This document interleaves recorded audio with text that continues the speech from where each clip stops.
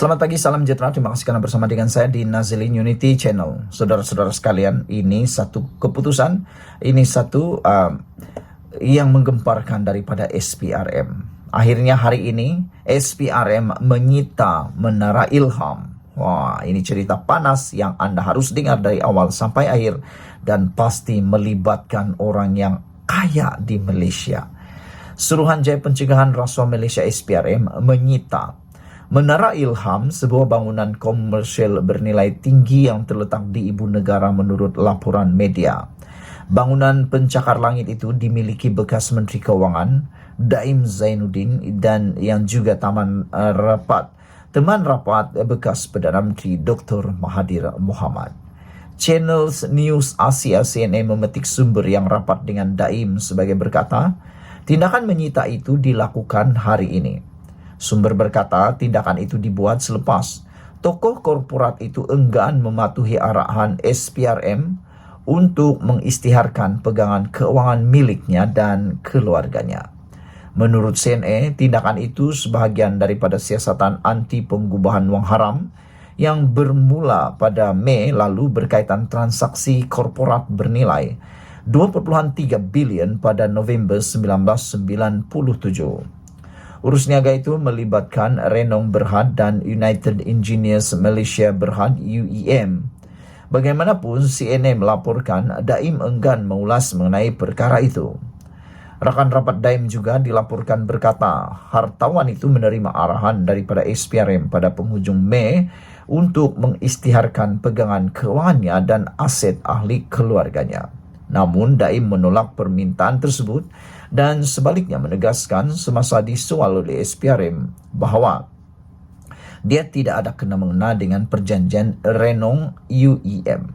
Daim menegaskan perjanjian korporat yang menyaksikan UEM memperoleh 33% kepentingan dalam Renong adalah semata-mata transaksi korporat antara syarikat yang ditadbir oleh pengurusan, lembaga pengarah dan pemegang saham masing-masing. Daim, 81 tahun, juga dipercayai meminta lanjutan tempoh untuk memberikan butiran mengenai pegangan keuangannya.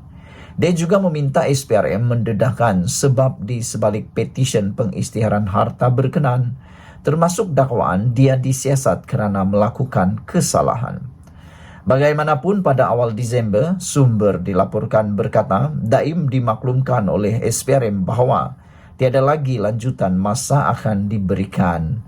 Berikutan siasatan pada Mei itu, SPRM memaklumkan Suruhanjaya itu sedang menyiasat dokumen penyelewengan dana awam bernilai lebih RM2.3 bilion.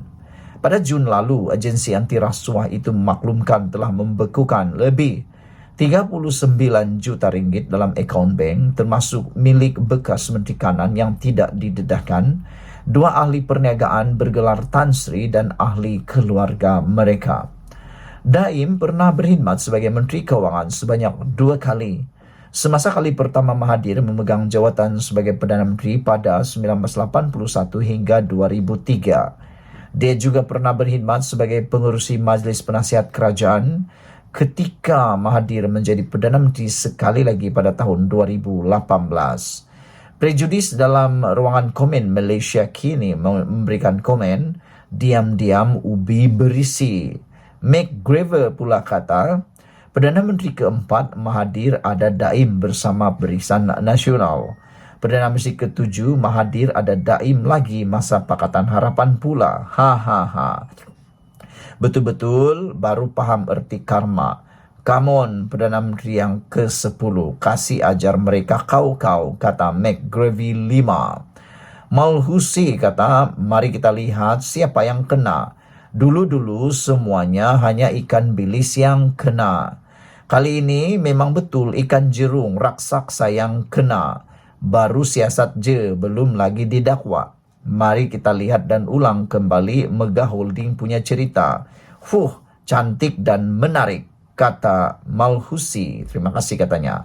Sekian dulu untuk kali ini. Jangan lupa tinggalkan komen Anda tentang isu kali ini. Tekan butang subscribe. Kita jumpa lagi. Bye-bye. Selamat pagi, salam sejahtera. Terima kasih karena bersama dengan saya di Nazilin Unity Channel. Tahniah diucapkan kepada Anwar Ibrahim, hari ini diisytiharkan sebagai Perdana Menteri paling berani bertindak. Anda tahu Anwar Ibrahim adalah antara Perdana Menteri yang paling berani bertindak yang setahu saya pernah jadi Perdana Menteri di Malaysia. Lainlah kalau Perdana Menteri yang lain.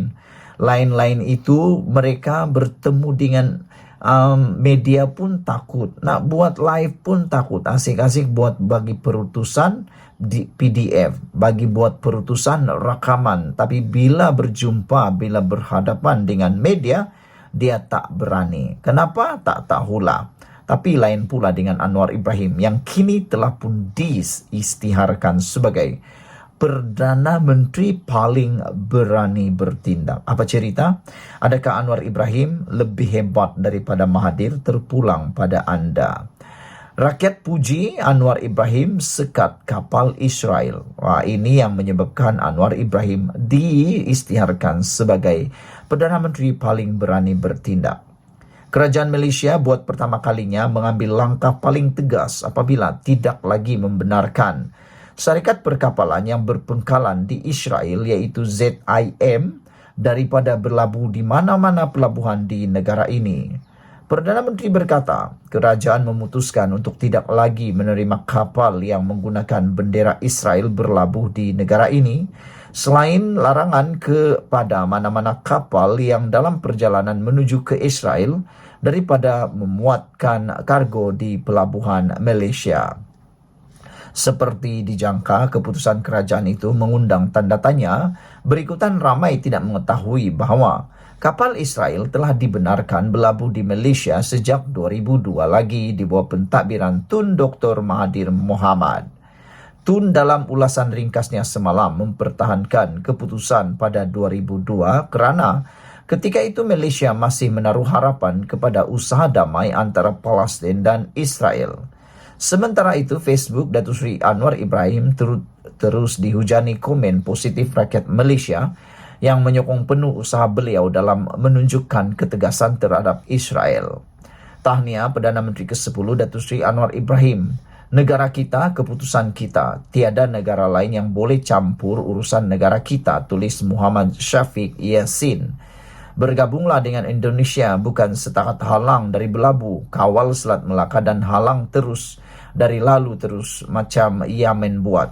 Kapal menuju ke Israel semua kena pakai jalan jauh, cadang Tony G. Dino Syam mula menulis, keputusan kerajaan itu satu tindakan berani dari seorang yang tidak pernah takut dilanyak dan dipenjara. Dan bertahun-tahun kontena ZIM ini dalam Malaysia. Baru ni Perdana Menteri ke-10 tegas dengan keputusannya. Tahniah, ini salah satu syarikat yang terang-terang milik Israel. Hairan mengapa sekian lama tak ada yang suarakan isu ini. Terima kasih Perdana Menteri 10, komen Amanda Leigh. Sementara itu, Wan Abdul Aziz meninggalkan komen mengatakan, jika Perikatan Nasional PN masih mentadbir Malaysia, pesawat Israel bukan sahaja boleh melalui ruang udara negara, bahkan mungkin dibenar melalui atas Putrajaya. Terbaik Perdana Menteri, bayangkan kalau Perikatan Nasional tebuk atap, pesawat Israel bukan saya dapat masuk ruang udara negara kita, bahkan siap boleh lalu atas Putrajaya lagi, tulisnya. Untuk rekod, pada Mei 2021, Malaysia yang ketika itu ditadbir Perikatan Nasional membenarkan pesawat dengan nombor pendaftaran milik syarikat Israel melalui ruang udara negara. Sedangkan Malaysia tidak mempunyai hubungan diplomasi dengan Israel. Mahathir sendiri pada waktu itu mengecam kerajaan dengan menganggap Perikatan Nasional gagal mengambil kira pandangan umum rakyat terhadap Israel. Bagi Arif Kadir Al-Khatami, dia berpendapat Perdana Menteri ke-10 lebih berani berbanding Perikatan Nasional pada ketika mereka mempunyai duta khas ke Timur Tengah. Berani, kata beliau. Zaman PN PAS dulu, kita ada duta khas Timur Tengah. Kapal Yahudi masih boleh mendarat dengan gembira. Sekarang zaman Perdana Menteri ke-10, kapal Israel dihalang, komennya.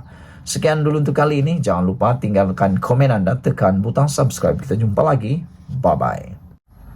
Selamat pagi, salam sejahtera. Terima kasih kerana bersama dengan saya di Nazilin Unity Channel di Petik dan Perharapan Daily, direct to the point pada isunya. Walaupun terciduk, rupa-rupanya Lebay PAS sendiri pernah cadang kenaikan cukai LVG. Jadi akhirnya cuba nak malukan orang, cuba nak mahu mengecam orang, akhirnya ludah kena muka sendiri. Keputusan kerajaan keputusan kerajaan melaksanakan cukai jualan ke atas barangan bernilai rendah LVG tahun hadapan menuai pelbagai reaksi orang ramai. Penyokong pro pembangkang tidak terlepas memberi reaksi sinis terhadap keputusan itu, biarpun usaha ke arah pelaksanaan cukai barangan atas talian telah digerakkan lebih awal oleh pemimpin PAS.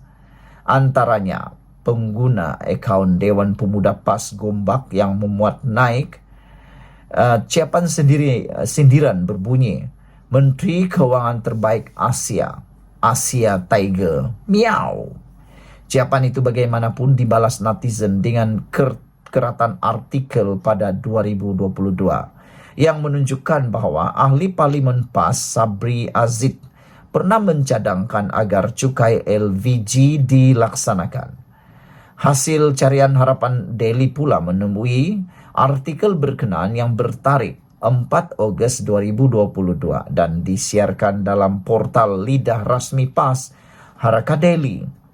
Portal itu melaporkan ucapan Sabri bahwa pelaksanaan cukai LVG akan melahirkan persaingan lebih adil antara penjual tempatan dan luar negara. Secara ringkasnya, Malaysia sepatutnya menggunakan cukai LVG sebanyak 10% ke atas barangan berharga di bawah RM500 yang dijual secara dalam talian berkuat kuasa 1 April 2023 di bawah belanjawan 2022. Pada tahun 2022, PAS Perikatan Nasional PN berada di dalam kerajaan pimpinan Datuk Seri Ismail Sabri Yaakob. Namun pelaksanaan cukai itu telah ditangguhkan oleh Jabatan Kastam pada Mac tahun ini. Bagaimanapun ironinya, penyokong PAS atau Walaun tidak pula menentang usaha tersebut. Apatah lagi memberi reaksi sinis kepada cadangan pelaksanaan cukai LVG pada waktu itu. Typical PAS, komen pengguna X. Dulu PAS jadi kerajaan tak ada pula bantah. Dah jadi pembangkang pula bantah. Memang munafik versi lebay, komen Abang G. Sementara itu, seorang pengguna X berkata dia memahami keputusan kerajaan melaksanakan cukai LVG dan percaya duit hasil cukai itu akan dikembalikan semula kepada rakyat. Aku tak kisah kena cukai, sebab dengan kerajaan perpaduan duit cukai itu akan pergi pada rakyat juga, komen Madam K. Saudara-saudara sekalian, itulah dia isu yang amat mencuit hati kita pada hari ini, iaitu tentang cukai LVG yang mana rupa-rupanya lebay PAS sendiri pernah cadang kenaikan tapi mengenakan cukai LVG. Ini membuatkan Walaun terciduk sendiri apabila Walaun cuba untuk memberi reaksi sinis negatif tentang pelaksanaan tersebut. Ada yang kata pengguna akaun Dewan Pemuda PAS Gombak yang memuat naik ciapan sindiran Menteri Keuangan terbaik Asia Tiger, miau. Ini semua akhirnya dapat balasan daripada artikel daripada lidah rasmi PAS sendiri, yaitu Haraka Daily. Sekian dulu untuk kali ini. Jangan lupa tinggalkan komen Anda, tekan butang subscribe. Kita jumpa lagi. Bye-bye. Selamat pagi, salam sejahtera. Terima kasih karena bersama dengan saya di Nazilin Unity Channel. Ini satu lagi pendedahan daripada Anwar Ibrahim. Apabila Anwar Ibrahim kata, janggal, jahil, dangkal, ilmu senang dihasut. Kejahilan atau kedangkalan ilmu terutama dalam generasi muda memungkinkan mereka dihasut dengan mudah oleh pihak-pihak tertentu, kata Perdana Menteri Datuk Seri Anwar Ibrahim. Beliau berkata dengan ilmu yang terhad, individu akan menerima apa sahaja pandangan dibawa oleh pihak-pihak tertentu, seterusnya terperangkap dalam pemikiran jumud itu. Bila ilmu kita sedikit, orang kata kalau tidak buat ini masuk neraka, kita pun tanya betul ke, kata Anwar Ibrahim. Kerana ilmu kita terlalu dangkal, mahu menyoal tambah tak berani, Jadi akhirnya kita terperangkap dalam pemikiran kolot dan jumud, serta menghukum orang lain secara sembrono, kata beliau ketika berucap merasmikan anugerah buku negara 2023 di Universiti Pendidikan Sultan Idris UPSI di Tanjung Malim hari ini. Turut hadir Menteri Besar Perak Datuk Seri Saareni Mohammed, Menteri Pendidikan Tinggi Datuk Seri Zamri Abdul Kadir, dan Pengerusi Lembaga Pengelola Yayasan Pembangunan Buku Negara Tan Sri Profesor Abdul Latif Abu Bakar. Beliau berucap di hadapan kira-kira 5,000 mahasiswa UPSI yang turut menghadiri majlis tersebut. Anwar berkata, justru untuk menambah ilmu pengetahuan terutama dalam kalangan mahasiswa dan generasi muda, mereka harus menyemai takbiat membaca buku-buku bagi meningkatkan dan menguasai ilmu, termasuk perkembangan ilmu baharu. Baliklah dengan pesanan ini. Budaya kita, budaya Melayu itu sendiri, tamadun kita hanya berkembang dengan kekuatan ilmu, kata Anwar Ibrahim. Mahu maju, mahu jadikan negara ini negara madani, tingkatkan ilmu. Bersaing dengan negara lain. Dengan semangat membaca untuk menambah ilmu, Malaysia akan berubah wajah sebagai negara hebat, katanya. Anwar turut berkata, budaya generasi masa kini yang mudah terpukau dengan kupasan idea secara ringkas dan tidak lengkap di media sosial membimbangkan. Beliau berkata, sesuatu idea atau isu seperti ekonomi, dasar-dasar negara, idealisme perjuangan perlu dikupas secara mendalam dan memerlukan banyak pandangan kompleks untuk dirumuskan mengambil kira konsep al-kuliah. Konsep kuliah itu yaitu ilmu perlu dikuasai sedalam dan seluasnya, bukan hanya kupasan beberapa menit di dalam media sosial dan dirumuskan dalam satu takzirah di TikTok selama seminit dua saja, katanya. Justru kata beliau, menjadi cabaran anak-anak muda pada masa kini untuk menggali lebih banyak ilmu dan pengetahuan bagi merumuskan sesuatu idea, bukannya menerimanya secara bulat-bulat saja, kata Anwar lagi. Beliau turut menyentuh mengenai generasi terdahulu yang juga perlu terus dan tidak berhenti membaca mengenai ilmu baharu seiring perkembangan teknologi masa kini, termasuk mengenai kecerdasan buatan. Sementara itu, dalam majlis sama, Anwar meluluskan peruntukan sebanyak RM250,000 kepada Yayasan Pembangunan Buku Negara. Saudara-saudara sekalian, itulah dia apa yang diumumkan oleh Anwar Ibrahim yang kita mahukan.